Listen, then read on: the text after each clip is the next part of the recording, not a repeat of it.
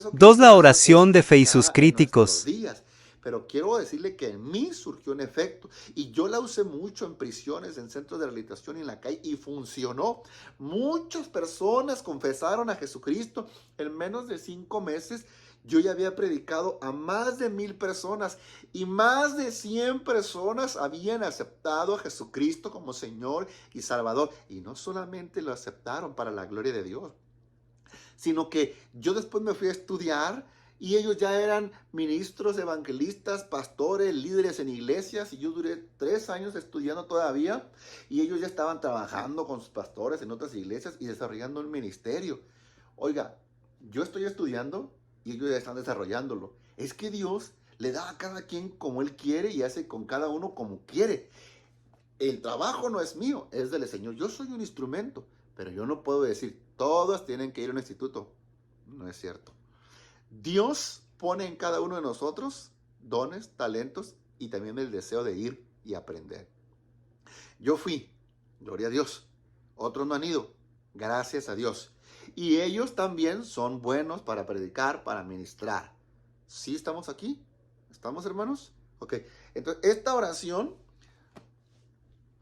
perdió sentido y perdió popularidad cuando vimos que gente confesaba a Jesucristo pero vivían igual de impíos, no había ningún cambio, ya no se congregaban. Entonces se hizo como un show que el evangelista decía 1, 2, 3, 4, 10, 20, 30, 100 salvos, y realmente no los volvíamos a ver, o de los 100 aparecían 7 nada más.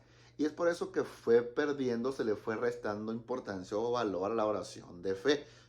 Pero de que funciona, funciona, sin ignorar que el que convence es el Espíritu Santo.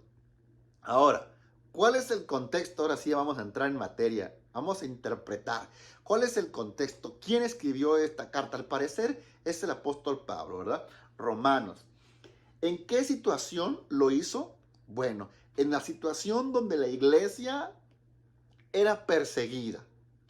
Era a los que veían orar, predicar, los tomaban y los apedreaban o los encarcelaban o los asesinaban. Entonces, en aquella época, confesar a Jesucristo como Señor y como Salvador no era tan sencillo como lo es hoy en las campañas, donde te ponen la mano y te preguntan, ¿quieres aceptar a Jesús? Y tú lo único que puede pasar de malo es que digas que no, que se rían de ti, que tú te avergüences de recibir a Jesús o de que oren por ti y que te dé pena. Es todo lo que puede pasar, pero te vas a tu casa, cenas, comes y si Dios quiere, sigues tu vida. Pero antes no. Antes pronunciar el nombre de Jesús en las calles de Belén, de Jerusalén, de Galilea y de aquellas regiones representaba muerte. Escúchelo bien, lo voy a repetir, muerte. Cuando Jesús termina en el libro de los Hechos diciéndoles que va a ascender, les da instrucciones y una de ellas es no se vayan a Jerusalén hasta que reciban al Espíritu Santo y me seréis testigos. La palabra testigo está bien relacionada con la muerte porque en el griego es martureo, que significa un testigo que va a predicar con la sangre. Jesús era el testigo del Padre en la cruz del Calvario y predicó con la sangre. Por la sangre se nos perdonaron los pecados, fuimos salvos y Él fue un mártir al entregar su vida. Nadie se la quita, sino que Él la entregó por el amor a ti y al mundo entero. Y Él la volvió a tomar, resucita y ahora les dice el Señor, ahora ustedes me van a hacer mis testigos.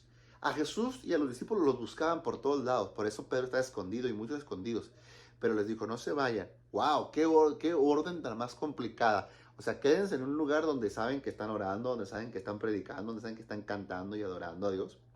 Era como una invitación a los fariseos y a los sacerdotes, vengan, aquí estamos, arréstenos, quítenos la vida. Y sin embargo Jesús dijo, no tengan miedo, yo estoy con ustedes, no se vayan. Y vino el Espíritu Santo y descendió y fueron testigos. Y uno de los primeros testigos fue Esteban, que testificó con gran sabiduría y poder que cuando lo veían no lo podían resistir al poder con el que hablaba. Y lo apedrearon y lo terminaron matando. Pero vieron el rostro de Esteban como el rostro de un ángel. Y Esteban, cuando volteó, vio la gloria de Dios. ¿Qué quiero decir con todo esto? Voy a terminar porque ese es el contexto de Romanos capítulo 10, verso número 9. La muerte, la persecución, el valor, la valentía, el hecho de confesar públicamente a Jesús era como firmar una persecución, era como echarse encima a los sacerdotes, a los fariseos y perder la amistad con muchos vecinos que después te señalarían para decir, ese es cristiano, estuvo ayer en la campaña, estuvo en la iglesia, fue al culto, o sea, todo lo relacionado con el culto, la predicación, la adoración, se observaba públicamente y después se perseguía. Y por eso Pablo en Romanos, inspirado con el espíritu y el poder, dijo, confiesen a Jesús públicamente. Wow, o sea, que se escuche. Y ellos decían, recibo a Jesús. Muchos morían en esa misma campaña.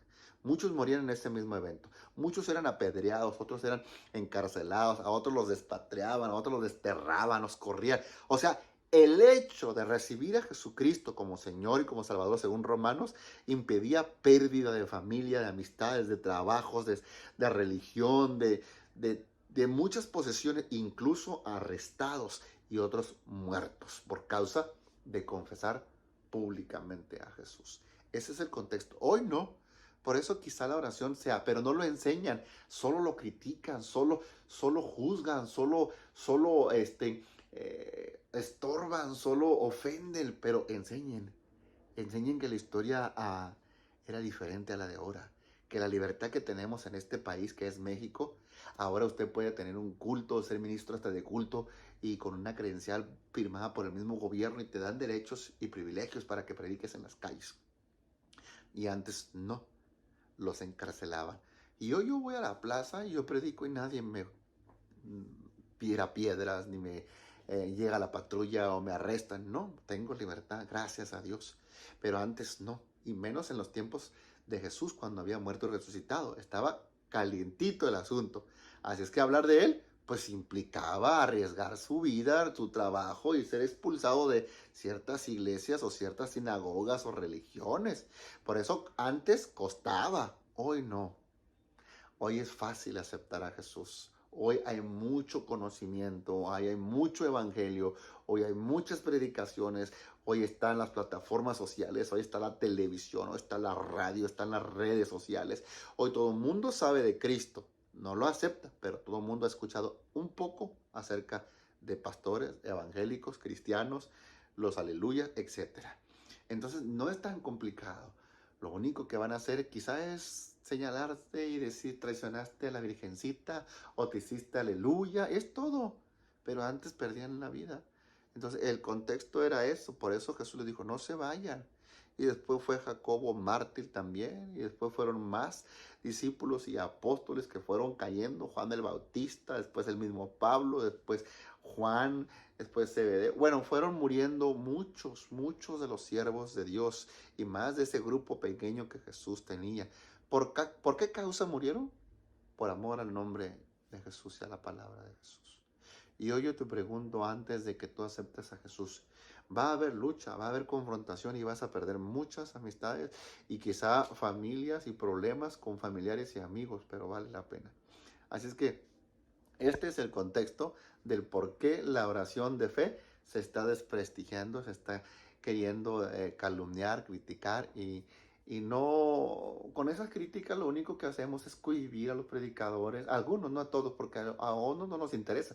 En mi caso yo la voy a repetir hasta que me canse, porque a mí no me interesa lo que digan mis críticos o esos falsos hermanos criticones que en vez de estar predicando están juzgando, pero también sentadotes ahí nada más, o pastoreando, pero muertos, o sea, ya no tienen la presencia de Dios y les cala que les digas eso, porque dice, Dios está conmigo, hermano, aleluya. Sí, Dios está hasta en el infierno, a manera de ira, pero está en el infierno. O sea que ese texto de que Dios está conmigo, Dios está en todos lados. Entonces, la presencia de Dios es diferente a que Dios esté omnipresente en todos lados, porque no todos tienen la presencia de Dios, solo los que le aman, los que guardan su palabra, los que le obedecen y los que están viviendo en fidelidad y en santidad. Esos tienen la bendición y el poder y la presencia de Dios. Termino así. Romanos 10, Romanos 10, 9 y 10 es un texto muy hermoso y ese es su contexto